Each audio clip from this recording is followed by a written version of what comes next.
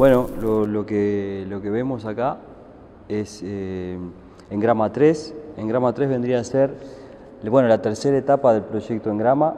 Yo creo que esta forma de mostrarlo, el proyecto Engrama, en esta tercera versión, va a ser como la forma, el prototipo del proyecto, de esta etapa del proyecto.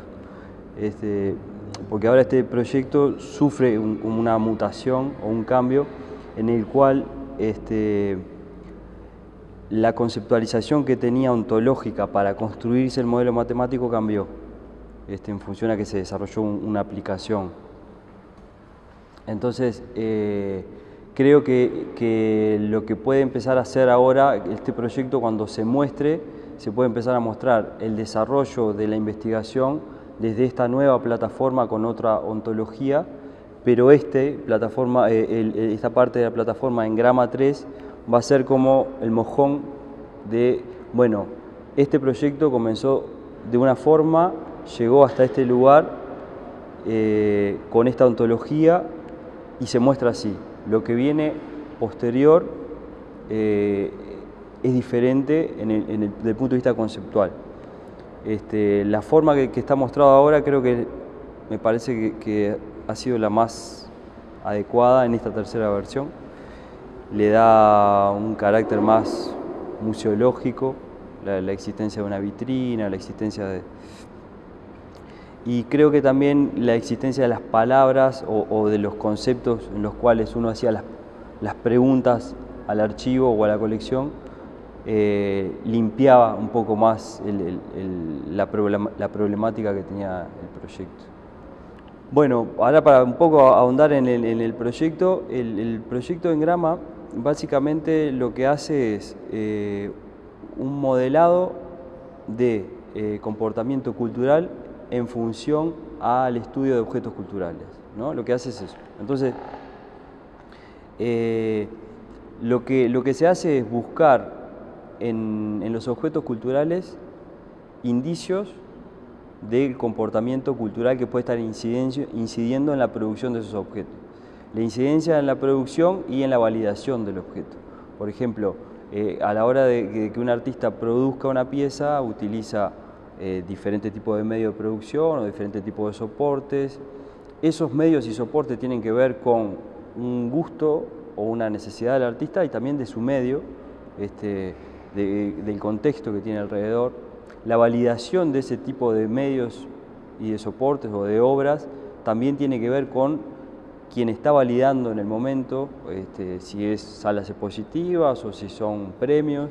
Entonces, en función al estudio del objeto cultural, lo que hace es buscar cómo incide el medio, los puntos de vista social, económico, político, para la producción de ese objeto. Lo que hace básicamente es preguntarle cosas al objeto desde el punto de vista de qué tipo de medio se utilizó para su producción, qué experiencia sensorial está asociada a ese objeto, qué estrategia de preservación puede tener ese objeto, y eso se lo pone en un modelo matemático. Ese modelo matemático siempre se le hacen las mismas preguntas y siempre se utiliza el mismo modelo matemático para ver si podemos encontrar patrones en la producción de los objetos y en la validación de los mismos. La idea de generar esta plataforma empezó en 2011 en un congreso de conservación en Churubusco, en México.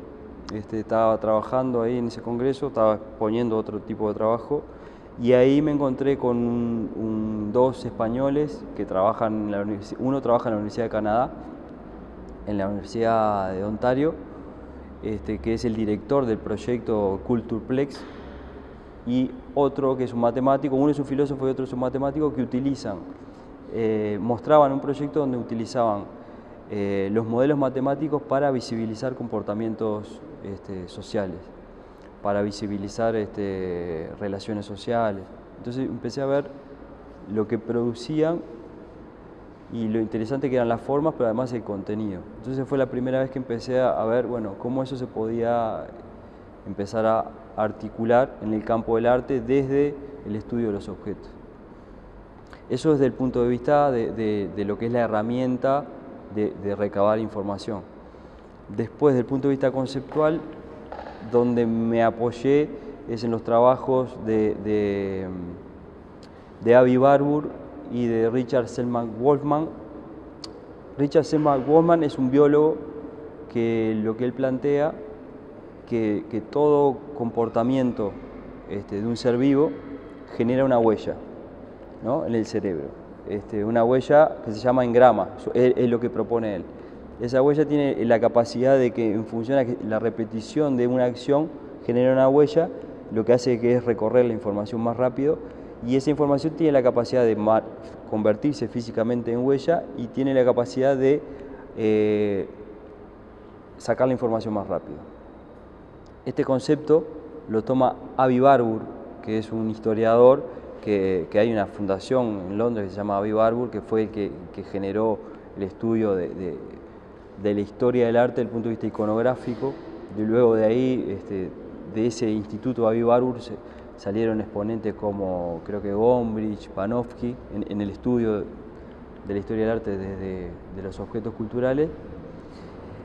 Él toma la noción de engrama planteada por este biólogo, pero él la resignifica diciendo que lo que está buscando son los engramas culturales grabados en la memoria cultural, con su proyecto Atlas de Mnemosine. Entonces, yo con ellos dos lo que tomé fue la noción de tratar de descubrir cuáles son los engramas que han quedado grabados en la cultura contemporánea, ¿no?, lo que estoy estudiando ahora. Ese es básicamente el trabajo. Bueno, desde el punto de vista de los datos obtenidos de la investigación, porque esto tiene como dos patas, tiene una pata que es producción de investigación y después tiene otra pata que es la de generar objetos que representan esa investigación. La investigación, con lo que nace Engrama, que es el estudio de los salones oficiales, se estudiaron de 55 salones, que era el momento que se había hecho el estudio, se estudiaron 15 tomas, ¿no? De esas 15 tomas, lo que se pudo relevar en primera instancia es que sí se pudo cumplir la hipótesis de saber que una colección puede llegar a tener una forma en función a los elementos que la constituyen, del punto de vista de su técnica, de la experiencia sensorial asociada, de la experiencia, de la estrategia de preservación que puede tener la pieza. Entonces, una de las primeras hipótesis fue que se pueden encontrar formas que están asociadas a la información que sale de esas piezas. Después que se pudo constatar eso, se pudo empezar a ver que existían patrones de comportamiento en los salones premiados, ¿no? Un patrón de comportamiento que existía, que fue sistemático, fue los salones del año 39, 45, 54, 39, 45, no sé si 56, 60, tenían el mismo patrón de forma. El mismo patrón de forma era que se premiaban obras bidimensionales, en su gran mayoría eran pinturas, después habían algunas otras bidimensionales que tenían más grabado, dibujo, y después el otro campo de premiación era la escultura. Esos eran los dos medios de producción más grandes que se premiaban, y eso se traducía en una forma. En el salón del 64, a esa forma se le agrega una punta que es diferente, que es que ingresan los nuevos soportes. Se ingresa un collage y un ensamblaje. ¿Por qué el collage y el ensamblaje son los nuevos soportes? Bueno, en la historia técnica del campo del arte, el collage y el ensamblaje son los que abren la puerta a los nuevos soportes, con Picasso y Braque en 1912 con la producción de los primeros collages y ensamblajes. ¿Qué pasa? Ahí lo que se puede ver es que el Uruguay tiene un delay de 52 años para asumir que un collage y un ensamblaje puede formar parte de una colección oficial. Esa parte yo no sé si es por parte de la producción, de los artistas que no trabajan en esos medios, o de los jurados que no les parecía que uno. Después que pasa eso, que la forma cambió, se lee que la forma sigue cambiando, pero es porque ya ingresan los nuevos soportes dentro de las premiaciones. Hay soportes bidimensional, tridimensional y nuevos soportes. Pero en las tomas siguientes, que son del 68 y del 71, se mantiene ese comportamiento. Pero en el Salón del 74 vuelve hacia atrás la forma y el contenido. Vuelven a premiarse solo pintura o bidimensional y tridimensional. Desaparecen los nuevos soportes. Entonces eso nos dice algo también. Eso es 74, es la dictadura. Entonces ahí hay tres posibles hipótesis que se fueron esbozadas. Es que la primera es que los jurados frente a esos tipos de soportes fueran reaccionarios y que no le parecieran que tendrían que formar parte de una colección. La segunda es que los artistas que producían ese tipo de soportes no se presentaban a los salones porque no estaban en desacuerdo que fuera a participar en un salón organizado por la dictadura. La tercera es que esos artistas no estuvieran en el país, o que estuvieran exiliados o que estuvieran presos. Esas tres variables hay que tenerlas en cuenta para poder decir algo de eso. Después que pasa eso, bueno, vuelven a comportarse los medios, las formas como anteriores a que ingresan los nuevos soportes, y en la década del 80, en 1980, en diciembre de 1980 fue cuando se hizo el salón, bueno, cuando está la publicación por lo menos, aparece nuevamente un nuevo soporte que ingresa a la premiación del salón. Y eso también es una cosa que es mucho más difícil de comprobar, pero es muy gracioso que el plebiscito se realizó en noviembre del 80, por el sí y por el no. Y en diciembre del 80 reingresa un nuevo soporte que había desaparecido en la dictadura. Ahí sobre ese punto no se puede decir nada, pero es un tema, es una cosa muy graciosa. Después de eso, después que se sale de la dictadura, se deja hacer el salón y se rehace en el 2000. Y todo ese tiempo que pasó, más el tiempo que estuvo la intervención, de alguna forma de que desaparecieron los nuevos soportes después del 74, para mí lo que pasó es que no se leyó la evolución natural del ingreso de los nuevos medios o nuevos soportes a las colecciones. Entonces en el primer salón del 2000 la forma que aparece es atomizada, de muchos medios diferentes, que la forma daba que había una no sé cómo me acuerdo cómo se dice la palabra, que muchos medios diferentes están participando de eso. Lo que viene posterior es una desaparición de medios tradicionales. Posterior a eso hay una tendencia que empiezan a desaparecer primero la escultura de los medios de producción, y en el salón del 2012 desaparece la pintura, ¿no? Solo se premian nuevos soportes. Una reacción frente a eso fue el salón del 2014, donde las bases ponían un premio de pintura específicamente. Ahí se lee otra vez la reacción de la oficialidad frente a ese punto. Bueno, ahora el siguiente paso, posterior a que se hizo la investigación, que se transformó en engrama, con todo el contenido, con todas las ontologías que se desarrollaron, esto se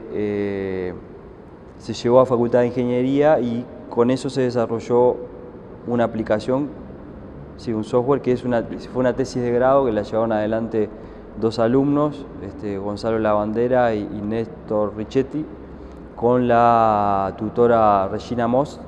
Lo que se hizo fue desarrollar una aplicación que me dé la posibilidad de poder utilizar como una encuesta de piezas de arte, en la cual yo puedo ir tomando los datos y convertir esos datos directamente en este tipo de grafos y a la vez en fichas de catalogación. Entonces eso lo que me da es una herramienta que me potencia la plataforma para poder empezar a generar observatorios de campo nacionales e internacionales. Además, la suba de información sistemática da posibilidad de generar estadística también. Entonces es como un paso más del estudio del comportamiento cultural en función a analizar los objetos culturales. Yo en realidad me formé, empecé en el campo del arte, mi formación es en el taller de Clever Lara. Ahí me formé en pintura, dibujo, y después en grabado me formé dentro del taller de Clever con Pedro Peralta, Pichín y Piqui Flores. Edgardo Flores. Mi formación básicamente es del campo material, objetual, producir objetos, conocer la técnica de cómo se produce un objeto, conocer cuál es la forma adecuada de construir el objeto. Después, por otro lado, en el campo laboral me desarrollo como restaurador y conservador. Entonces, por un lado me desarrollaba en cómo se produce el objeto y por otro lado me desarrollaba en cómo había que cuidar el objeto o cómo se restaura el valor del objeto.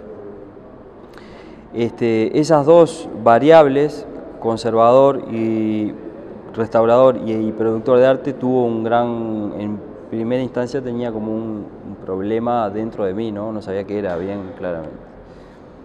Que después con el tiempo se va subsanando cuando empiezo a entender la conservación del arte contemporáneo. La conservación del arte contemporáneo me hace dar el salto entre la producción meramente en la que yo me formé, de la producción de objetos, y entender la existencia de otro tipo de producción. Que entenderla claramente, que para poder conservar o preservar una pieza de arte contemporáneo era necesario comprender la pieza, empezar a entender conceptualmente ese tipo de piezas. Todo eso me empezaron a dar herramientas para empezar a generar otra forma de producir arte, que tenía que ver con poder producir objetos o poder analizar los objetos con herramientas de conservación y con herramientas de conservación tradicional o con herramientas de conservación contemporánea. Eso me dio como la posibilidad de tener un armamento diferente a la hora de producir piezas. Bueno, el taller de Kleber, entré en el año 93, en julio de 93, con una beca que había ganado de Moñita Azul. Con eso pagaba, haciendo la tapa de Moñita Azul con otro compañero, pagaba el taller de Kleber. Y después me pasó que me quedé sin la beca y Kleber me becó a que siguiera trabajando en el taller. Eso seguí y bueno, también empecé en el campo del grabado. Me empecé a desarrollar en el campo de la restauración también, y en el año 2008, cuando empecé a trabajar en conservación de instalaciones de arte con la gente de Reina Sofía, ahí fui que empecé a entender la posibilidad de cómo empezar a producir piezas desde otro lugar, desde lo conceptual. Desde el 2008 el proceso de mi producción empezó a sufrir como una desmaterialización. Cuando empecé a tener herramientas de lectura conceptuales de piezas de otros y empezar a ejercitar discursos conceptuales de mi parte. El primer esbozo de eso, así que se vio como nuevo tipo de producción que zafa un poco de la materialidad, es el que empecé a trabajar utilizando herramientas de análisis del campo de la conservación para producir obra de arte. Un ejemplo de eso es el premio Paul Cézanne, en el que gané el segundo premio en el 2008, en el cual utilizo la radiografía, que es una herramienta que se utiliza en el campo de la restauración para ver qué hay por debajo, como una herramienta que da contenido. La idea de eso es como un dispositivo que lo que uno hace es imprimir en una instancia temporal una cosa, luego hacer una operación de recubrimiento y luego imprimir otra imagen. A simples ojos se ve la última imagen, que es la última imagen, pero cuando se ve la radiografía se ve la convivencia de esas dos imágenes, la que está antes y la última. Y eso da la posibilidad de generar paradoja en la pieza, ¿no? De la existencia de una realidad que está escondida, una realidad que está por debajo. Esa fue la primera oportunidad que pude hacer eso. Después, otra pieza que se empieza a perder más materialidad todavía es la que se desarrolló en el proyecto Menú Látex, en el que el proyecto Menulates lo que planteaba era utilizar el soporte del preservativo como herramienta, como soporte material y como soporte conceptual. Entonces, lo que hice yo en la participación en la segunda instancia del proyecto fue utilizar el elemento conceptual, la idea de preservación, haciendo un análisis de la muestra, de la muestra que se estaba realizando con otros artistas, preservándola. Entonces lo que se hizo fue como todo un análisis desde el punto de vista de conservación, del campo de la conservación, de cuáles serían las herramientas conceptuales y materiales para poder conservar esa muestra. La pieza era eso, un análisis conceptual del punto de vista de conservación que generaba una pieza que preservaba. Esa fue cuando hice la pieza más que sufría más de materialización y que estaba más ligada a la forma de producir y de investigar en arte contemporáneo. Bueno, volviendo un poco al tema de los comienzos de formación en el taller de Kleber, bueno, yo tuve como dos instancias dentro del taller de Kleber. Una primera instancia que estudié, fui alumno, y después una etapa que fui docente en el área de grabado, que éramos con Alejandro Turel, éramos los dos docentes. Bueno, lo que puedo decir del taller de Kleber es que es un taller muy gracioso, es un taller que es divertido por naturaleza. Capaz que la gente que no lo conoce a él no parece, pero el lugar es un lugar divertido. Y cuando vos te criás de ahí, yo empecé ahí a los 19, agarrás mañas de juego del lugar, ¿no? Hay como bromas que pasan entre la gente que se conoce hace años, que hay gente que está alrededor que no las ve. Yo ahora incluso voy a las clases teóricas del taller de Kleber. Kleber es un tipo que tiene un bagaje de información y una capacidad de linkear información que es impresionante. Y hoy día, con los avances de la computación, él se ha potenciado porque está haciendo clases que está utilizando cañón y está buscando información en el mismo momento, ¿no? Y para el que no conoce realmente a Kleber, yo creo que a veces la gente piensa que es un tipo tradicional. Capaz que el medio que utiliza para expresarse es tradicional. Pero desde el punto de vista conceptual y desde el punto de vista de los análisis que hace, es un tipo que es contemporáneo, que está viendo lo que está pasando. Tiene una postura frente a lo que está pasando y tiene una argumentación de lo que ve que está pasando. Por lo tanto, para mí hoy ir a las clases de Kleber con una postura de uno frente a la realidad de la producción de arte y hablar con tu docente que en muchos casos está de acuerdo contigo y en muchos casos no está de acuerdo contigo, pero te argumenta por qué, es una riqueza que es impresionante. Hoy día, cuando uno ya está más seguro de lo que le parece que tiene que hacer. Bueno, cuando era docente de grabado, bueno, trabajábamos con Alejandro juntos. Era gracioso también trabajar con Alejandro. Y mi parte, en realidad, en la docencia, yo básicamente, del punto de vista técnico, no sé si es por un tema de formación en el campo de la conservación y la restauración, soy bueno, porque me gusta la técnica, me da placer aprender la técnica. Entonces, el enseñar la técnica es una cosa que a mí me daba placer hacerlo.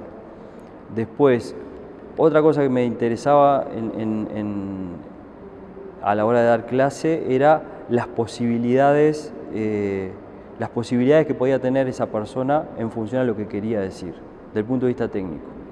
En lo que sí yo tenía problemas era en la dificultad que tenía yo para darle a una persona las herramientas para que enuncie discurso.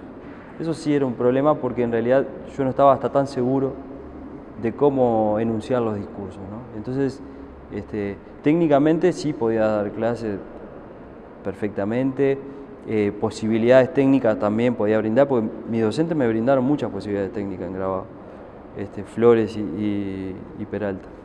Pero esa otra parte, capaz que por falta de seguridad o sino de saber realmente dónde está parado uno, que yo había limitaciones que tenía, entonces prefería no pasarle mis limitaciones a otro, ¿no? Sino que me manejaba en ese lugar.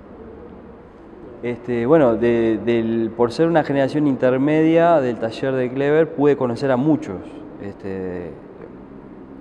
a muchos que ya no estaban, que los conocía de cuentos, después los conocía, después a colegas que están ahora y que en ese momento éramos compañeros. Por ejemplo, en el momento que yo entré, ya no estaba en el taller de La Puente, ya no estaba en el taller Flaco Gustavo Fernández, ya no estaba, pero los cuentos de esa gente, y por ser un taller muy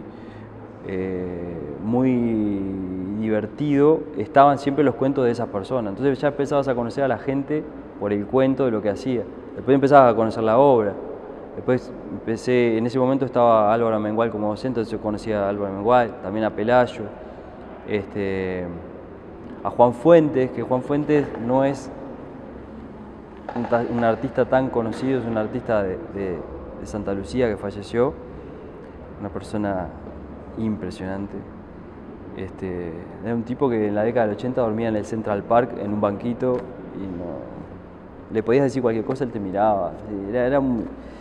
Después conocí del mismo momento a Leopoldo Correa, que hasta hace poco tiempo fue docente, a muchos de los anteriores. A Sino no lo pude conocer, que él formó parte del taller de Clever, y algunos más. Después de lo que fui compañero, así, o nos cruzábamos, o que participaban de diferentes talleres, pero no nos veíamos, ya con Federico Arnaud, con Roberto Piris, con Martín Vergés, con Rita Fischer, con Álvaro Zunini, no me quiero olvidar de gente, con Alejandro, no sé, mucha gente que ahora está en el campo produciendo obra, y bueno, en ese momento no sabías qué era. Bueno, lo que viene a partir de ahora, que es esta mitad de año y lo que sigue, no sé, hasta que tenga ganas,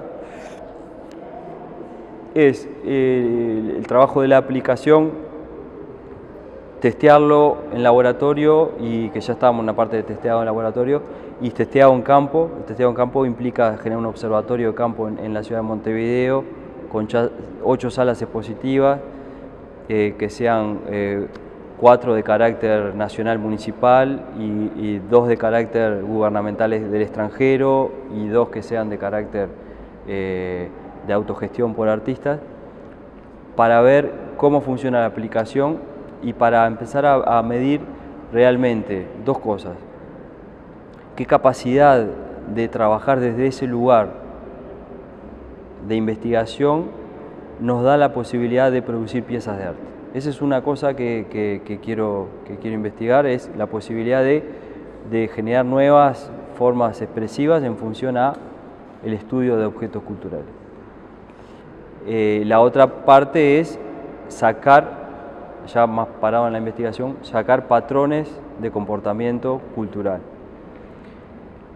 La posibilidad de generar patrones de comportamiento cultural y la posibilidad de archivar patrones de comportamiento cultural nos dan la posibilidad de trabajar después en otros proyectos que pueden ser proyectos estadísticos.